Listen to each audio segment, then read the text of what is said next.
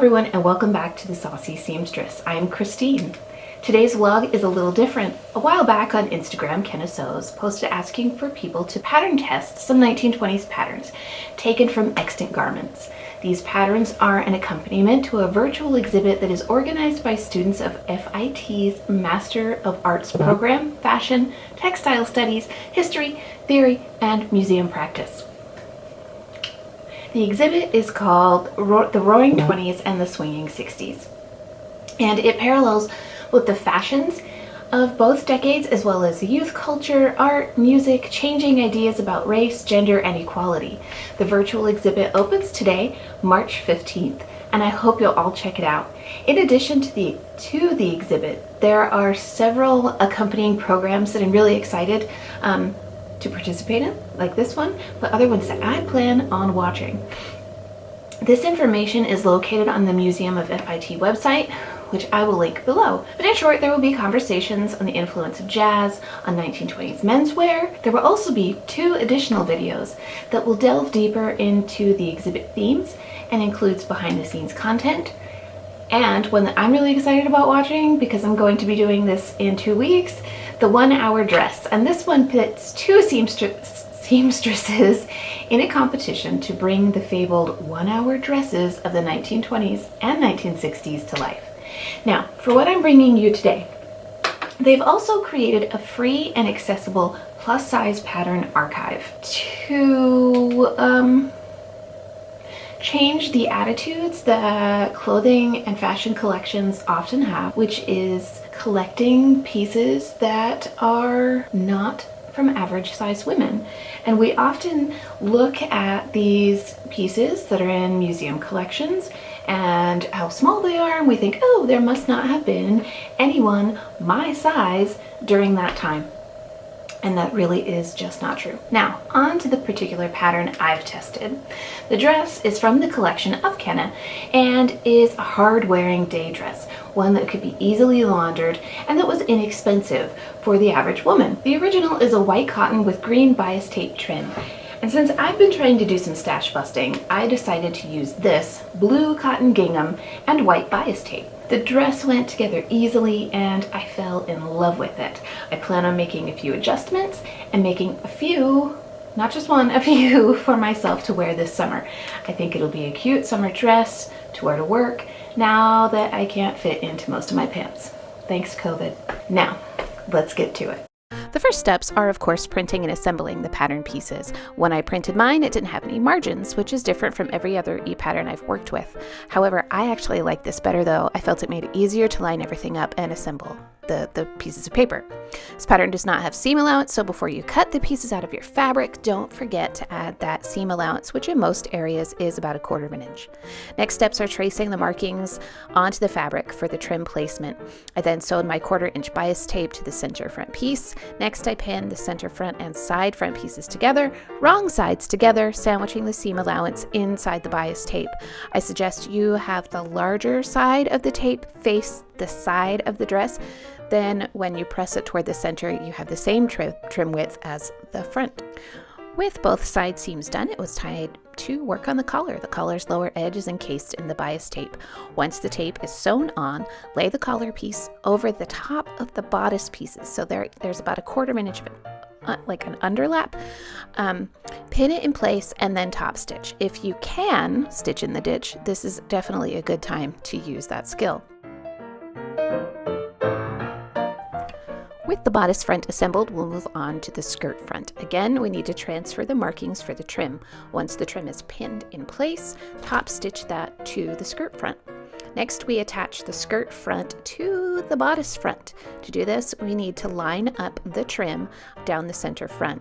There is excess fabric at the center that can be gathered or made into a box pleat. So we pin the skirt front to the bodice front and stitch those together. There is some overlap at the sides, which we'll deal with in a second. Look how cute she is! Oh my gosh, I love her so much.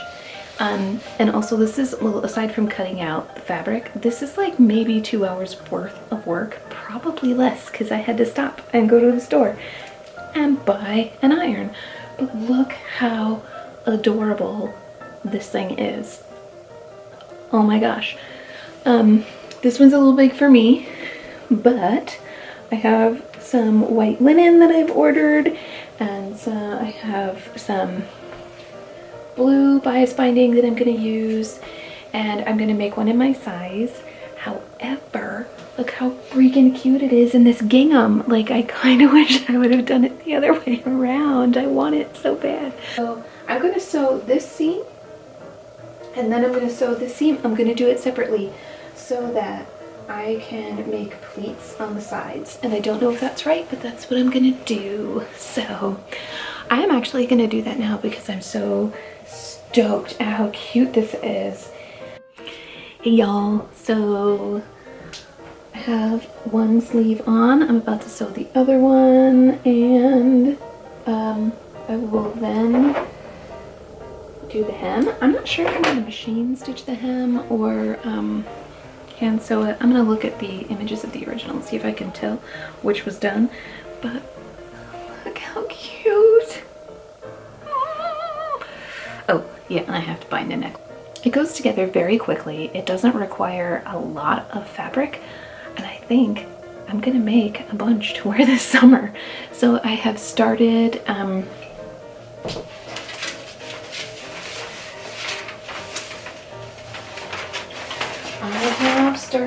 adjusting my pattern pieces, and I've cut out a mock-up, which I am still doing the trim on because, I mean, it's muslin, right? It's see-through, but I can wear it around the house, right?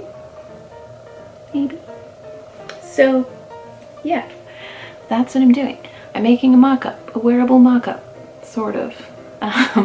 And then I have some linen that I bought, so I'll be making one of that. And I don't know, 100 more. Oh!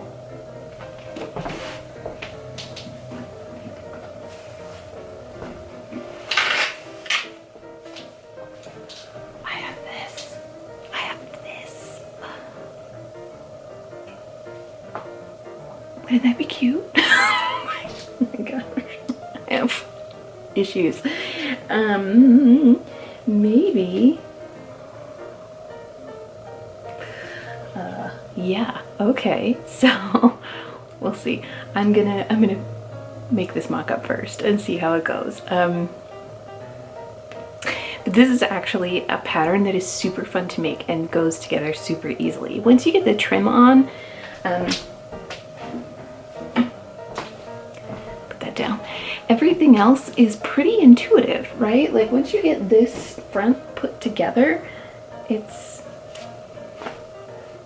done, right? So the sleeves are even a very simple shape. There's no front or back, so there's no left or right sleeve. The underarm seam lines up with the side seam. Bibbidi bobbidi boo, it's together. So here are my ladies.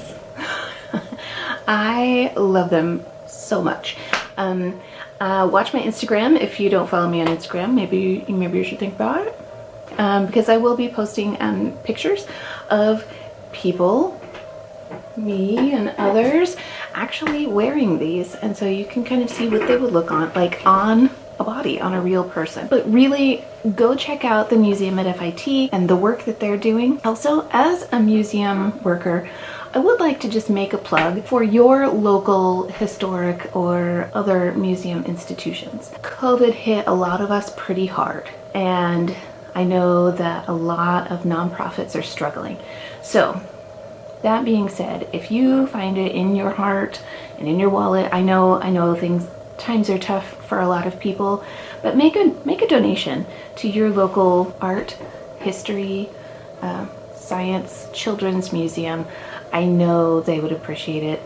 I mean, any size. You can even, a lot of places, become a member, and that, those funds help museums stay operational and you get a benefit out of it. A lot of times, if you're a member of institutions like these, you get free admission. So think about supporting your local cultural institutions and other nonprofits, and make the noonday dress, okay? There are actually several other dresses on there, and I want to make them all. So I will definitely be downloading those patterns. And if you have any questions, if you download the pattern and you just cannot figure out how something is supposed to go, or how the pattern pieces are supposed to line up, because it is a printable pattern, shoot me a comment, below, and I will do my best, if I haven't answered it in the video, to help you out. Have a great week. Be kind. Still wear a mask, and we'll see you next time.